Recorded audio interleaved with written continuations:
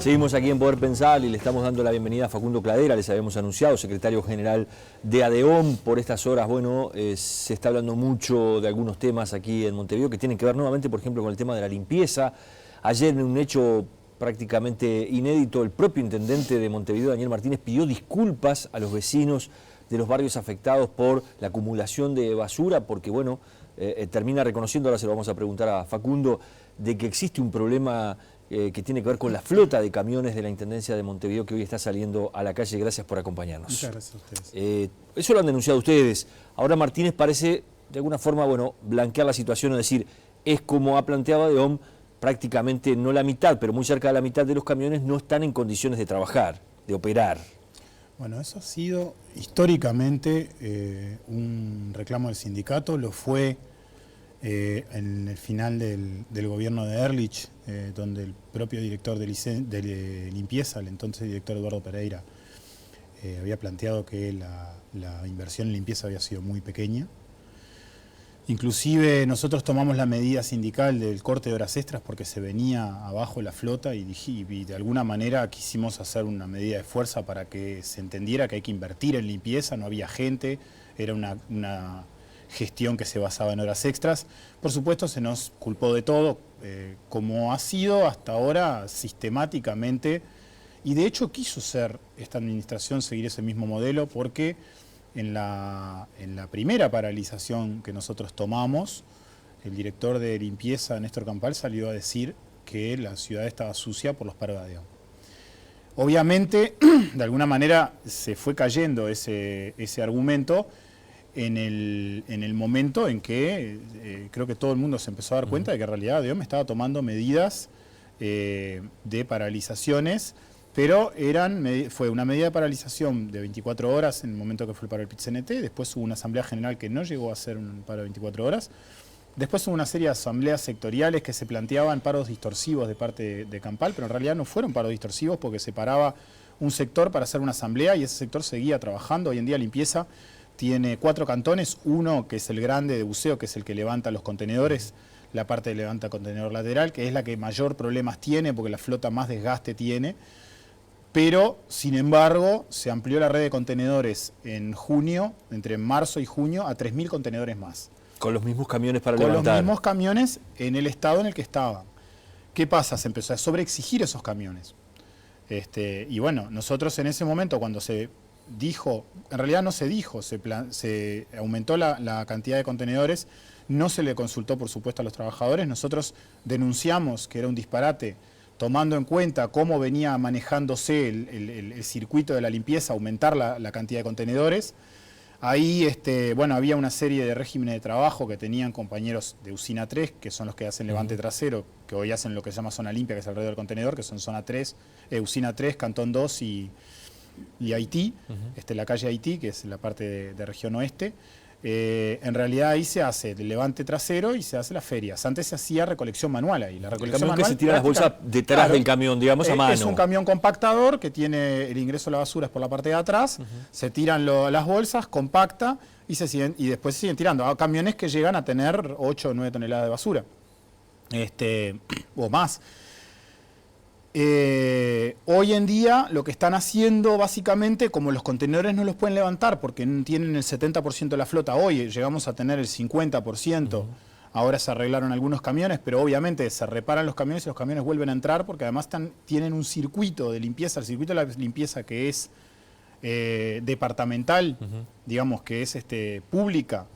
Es la parte más complicada de la limpieza, la que los recorridos son más largos, la que las calles están en peor estado. Recordemos que la zona centro, Pocitos, Punta Carretas está privatizada. La zona centro, Pocitos, Punta Carretas es de la zona, o sea, de Boulevard Artigas hacia la Ciudad Vieja, toda esa zona está privatizada, está por la empresa Capteima, que a su vez hicieron además ahora el tema de los contenedores, de los famosos contenedores inviolables, que siguen existiendo clasificadores informales en esos contenedores porque ya consiguieron la manera de violarlos.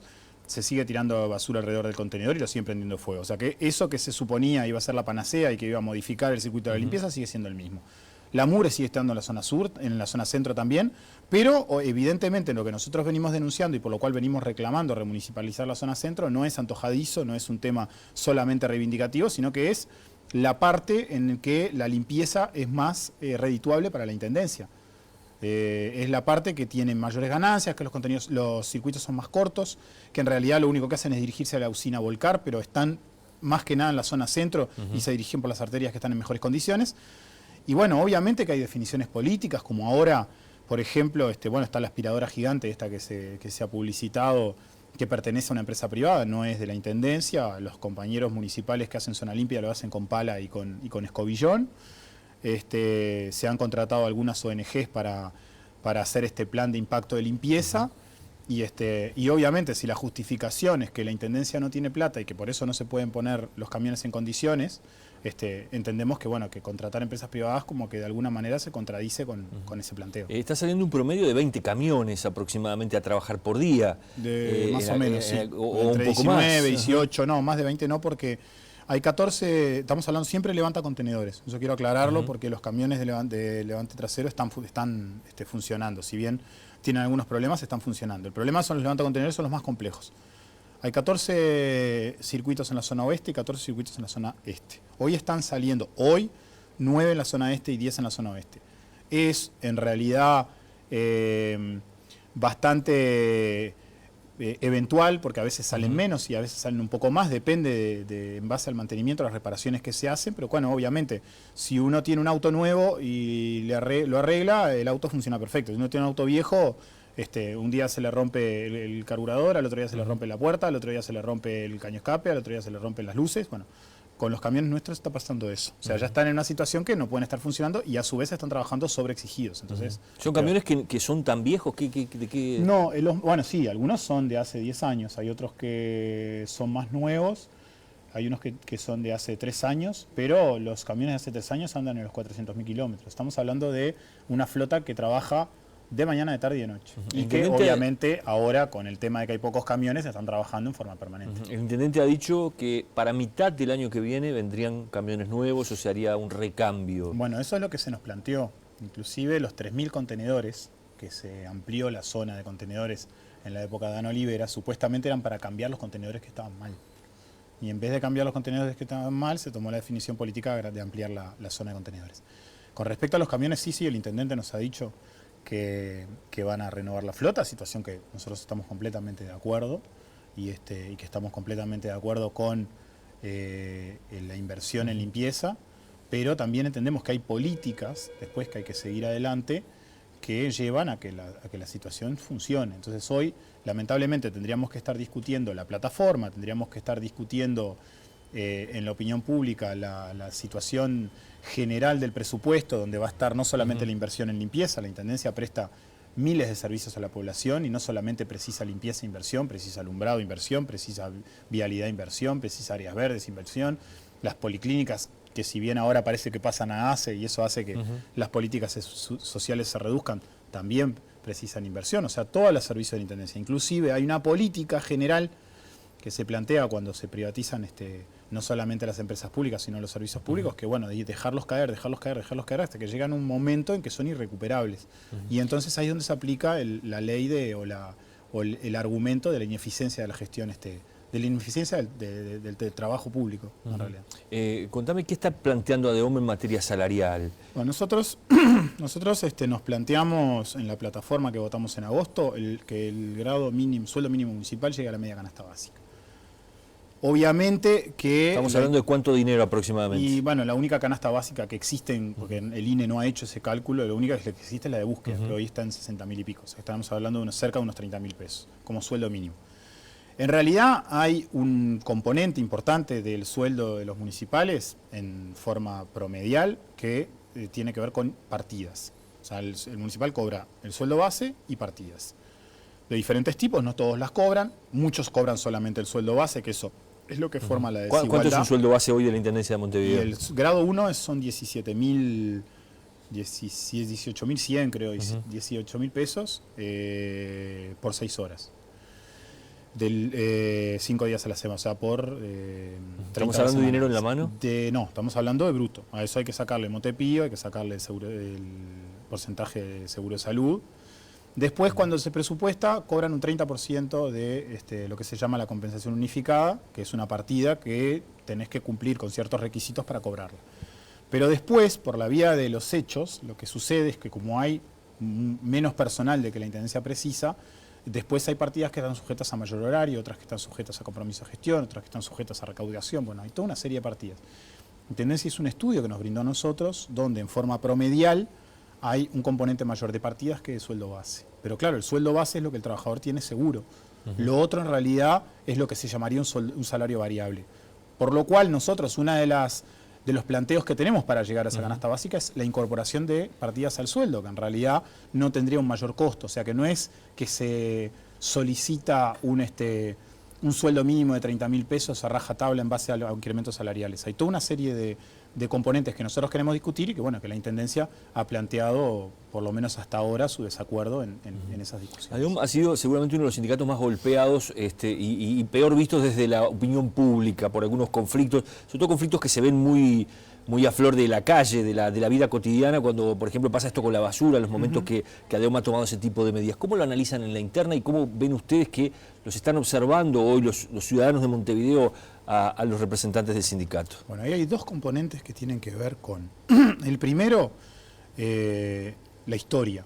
Nosotros fuimos el primer sindicato que se enfrentó a un gobierno de izquierda, que estaba en la Intendencia, con una pretensión de integrar y formar parte o estar al frente del gobierno nacional, para lo cual tenían que aplicar recetas que obviamente de alguna manera había que demostrarle a la población que se podían hacer, como por ejemplo violar un convenio salarial, que fue en el año 2001, bueno, aplicar la esencialidad, mandar militares a recoger la basura, eso fue posterior, pero en el año 2001, que creo que fue el punto de quiebre de ADEOM, la gente tenía mucha esperanza con ese gobierno de izquierda y bueno, básicamente los demás sindicatos que tenían componentes importantes de la izquierda, que hoy están en el gobierno y en altos cargos jerárquicos, nos planteaban, bueno, ustedes nos están rompiendo la esperanza, este es un gobierno de izquierda, los gobiernos de izquierda, ustedes algo deben haber hecho mal, y fue un sindicato sumamente golpeado.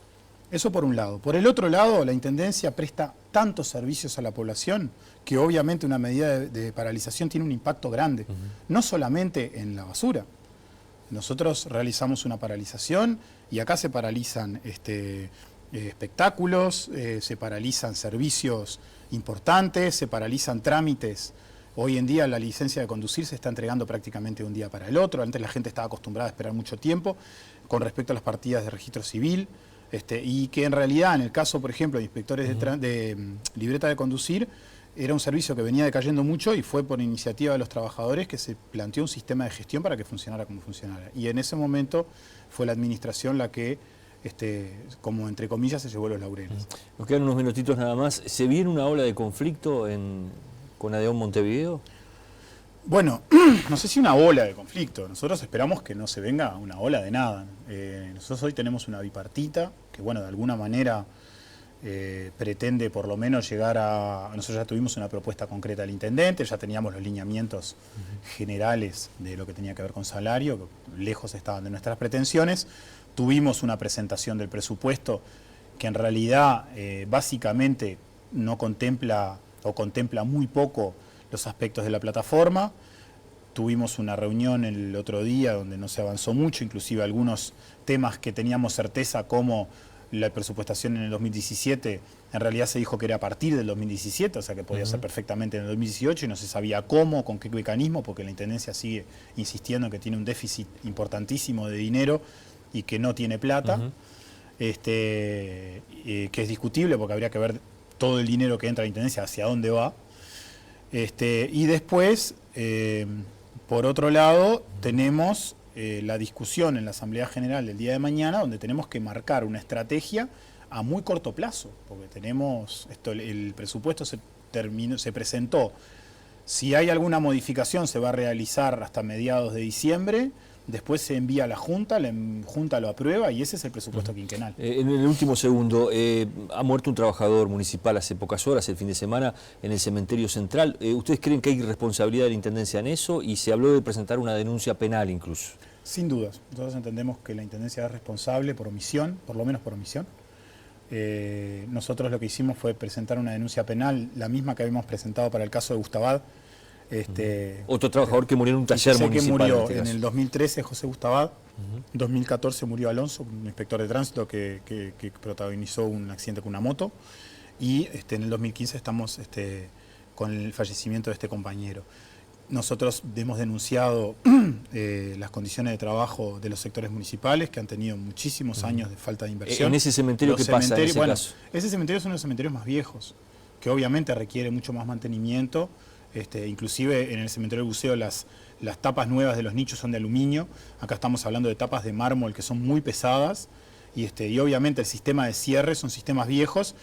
El dueño del nicho tendría que hacer el mantenimiento y en realidad no solamente en el mantenimiento de lo que tiene que ver con el cementerio, sino de las condiciones en las que trabajan los compañeros de fúnebre, que son terribles y que nosotros hemos denunciado, porque además estamos hablando de un sector que trabaja con la muerte en forma permanente, donde todavía se utilizan algunos mecanismos para hacer las reducciones que son de principios de siglo.